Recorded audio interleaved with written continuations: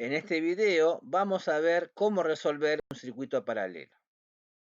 Tenemos un circuito que tenemos tres resistencias en paralelo. La de 9 ohm, 18 ohm y 30 ohm. Observemos que están en paralelo porque los extremos de cada resistencia están unidos a los extremos de cada resistencia del mismo circuito. R1 tiene dos extremos unidos a los extremos de R2 y unidos a los extremos de R3.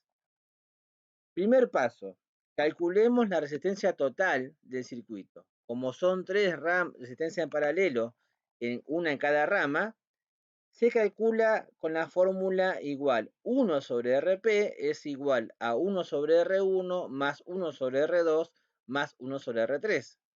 Reemplazo donde dice R1 por 9 ohm, donde dice R2 por 18 ohm y donde dice R3 por 30 ohm. Al hacer la cuenta, obtengo que 1 sobre RP es igual a 18 sobre 90. Invierto este lado de la ecuación y me queda RP sobre 1. Como invertí este lado, también invierto el otro y me queda 90 sobre 18. Por lo tanto, el valor de resistencia del paralelo es de 5 ohm. ¿Qué significa eso? Que las tres resistencias en paralelo de 9, 18 y 30 ohm equivalen a una resistencia de 5 ohm. Esta resistencia es equivalente a estas tres en paralelo. Observen que el valor de resistencia de 5 ohm es menor al valor de cualquier resistencia en el paralelo. Siempre en un circuito paralelo, el valor de la resistencia equivalente va a ser menor al menor de los valores del paralelo. Entonces, si yo tengo entre resistencia de 9, 18 y 30 ohm en paralelo, siempre la cuenta me tiene que dar menor a la menor, o sea, menor a 9. En este caso nos dio 5 ohm, con lo cual verifica la regla. Una vez que tengo el valor de R total, lo reemplazo, sustituyo esas tres resistencias por una sola, y al hacer el cálculo de corriente, ahora coloco ese valor de 5 ohm que me dio. Entonces hago I igual a V sobre R, 90 volts sobre 5 ohm, me da 18 amperes. ¿Qué significa esto? Que la fuente me va a entregar 18 amperes de corriente, al cual acá se llama I total.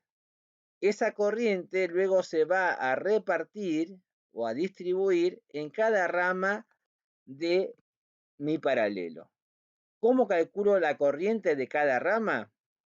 De la siguiente manera. La corriente 1 va a ser V sobre R1. ¿Qué voltaje está sometida a R1? 90 volts. 90 volts sobre 9 ohm me va a dar 10 amperes. Entonces, 10 amperes de los 18 circulan por la rama de arriba. Lo mismo hago para la corriente 2, V sobre R, 90 sobre 18, lo cual me da 5. Y lo mismo hago para la resistencia 3, V sobre R, 90 sobre 30 ohm, lo cual me da 3. Observen que el valor de corriente que entró al nudo fueron 18 amperes y se distribuyó en 10, en 5 y en 3. La suma de las tres corrientes me tiene que dar siempre la corriente que entró al paralelo. Y por otro lado, tengo que observar cómo se cumple la ley de Ohm. En este caso, se cumple de la siguiente manera.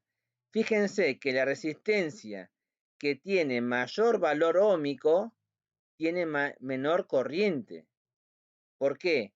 ¿Qué es resistencia? Resistencia es la oposición al paso de corriente. Entonces, la resistencia que más se opone al paso de corriente es la por la cual circula menos corriente.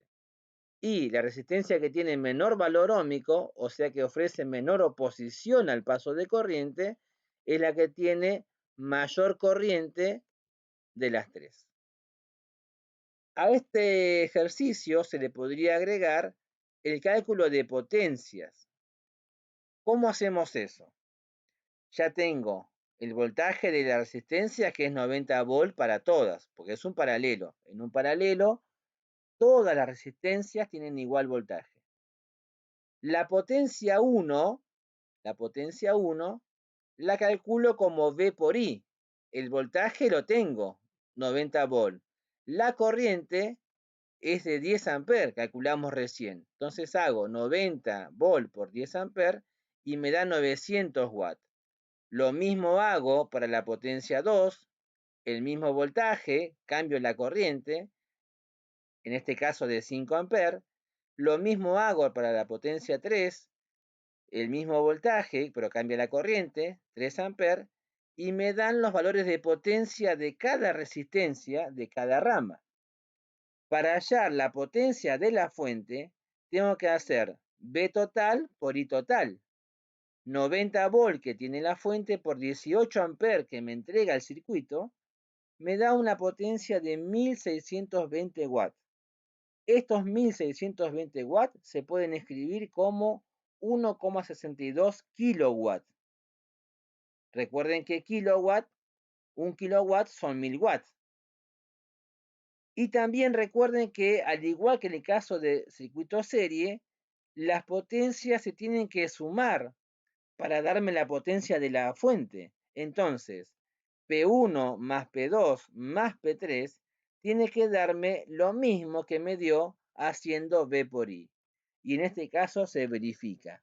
Una forma de saber que un circuito está bien hecho es verificar la suma de potencias con el valor de la potencia que me da haciendo V por I.